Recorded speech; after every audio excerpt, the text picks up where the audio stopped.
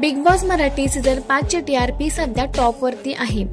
तर ही top TRP कोणते सदस्य देत आहेत, म्हणजे कोणामुळे हा शो हिट ठरतोय, याचे पॉप्युलॅरिटी पोल्स सेकंड वीक चे आलेले आहेत। तर सेकंड वीक मध्ये कोणता सदस्य पॉप्युलॅरिटी पोल नुसार कोणत्या नंबरवर आलेला आहे हे आपण या व्हिडिओ मध्ये पाहूयात। तर नंबर 15 वरती आहे निखिल दामले। निखिल दामले यांना सगळ्यात कमी पॉप्युलॅरिटी मिळालेली आहे।